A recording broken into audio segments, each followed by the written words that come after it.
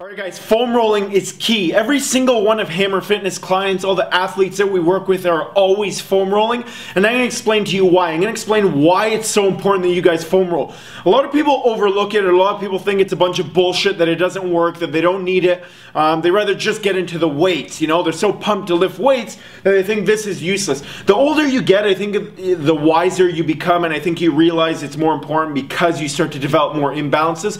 Obviously, as a young kid, we don't have really any imbalances, right? We develop imbalances within our muscle as a result of habit, as a result of repetitive motion. So it's things that you do over and over. When you're a little baby, you're not really going to have imbalances because we haven't had the time to develop those habits of how we sit, of how we work, of how we do things, of how we swim, how we run. So those are the reasons why we develop those imbalances within the muscle. Now, in a nutshell, what an imbalance is it's all relative, right? So what's tight for me may not be tight for you, in the sense that, let's use the pec muscle and the shoulder muscle and the back muscles, okay? So if the muscles are really tight here from doing a lot of swimming, you're going to develop a lot of tightness here, you're going to develop a lot of tightness in your lats. What's going to happen is that these muscles are going to shorten, okay? They're going to get shorter. So as we know, their length, bands of muscle, they're going to get shorter. So imagine strings becoming shorter, and then your shoulders are going to start to roll forward because these are pulling, right? It's like my shirt right now, bunching forward. If someone wants to grab me and bunch me forward, what happens? Look how my shoulder rolls forward, okay?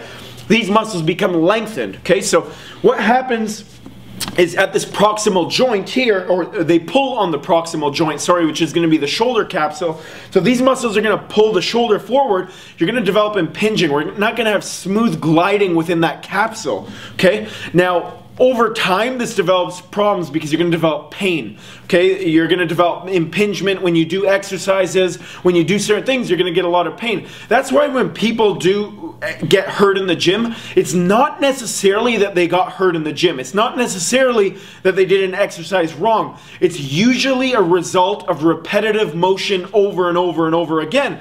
It's usually because they sit in this position all the time, and then when they go and do a deadlift, their back is used to being in this position. So that's when they get injuries. That's when they start getting pain in their back, because they went and did an exercise when their body wasn't in a proper mechanical position. So it's not in a functioning position or an optimal position.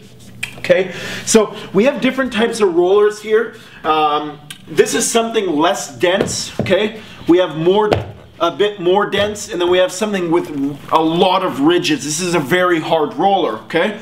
Now, this one here is not too hard, so I would use this for someone that's just starting out. You're going to want to roll out your whole body. This one's a bit harder, a bit more dense. It has a bit of ridges, and these are the same, okay? And then this is going to palpate the muscle a bit better. It's going to go in that muscle and release the tightness, release the trigger points within the muscle. This one here is very dense, very hard. Someone more advanced, or for muscles that are very dense, like your hamstring, you're going to want to use something like this. And these have really big ridges that are going to go in there and really release the muscle and the tightness in the muscle. Okay, then we have something like a lacrosse ball or a tennis ball or a baseball. These are excellent for areas that are hard to reach. Obviously, you can't really roll your chest as good as you can with something like this, with a foam roller. So we're going to use a lacrosse ball. You take that to tight areas like your foot, like your chest, like your supraspinatus muscle, the muscles in your back, and things like that around the shoulder that are hard to get to. Okay, so it's very important that you guys are rolling. We don't want to have any imbalances. We don't want to have, you know, an inadequate length tension relationship in the muscle, right? So, as I said in previous videos, and I've posted many times, these two muscles here that move together to work that joint are these muscles here. So your bicep and your tricep work together to create flexion and extension at your elbow. If your bicep is too tight, you're going to have your elbow in a slightly flexed position.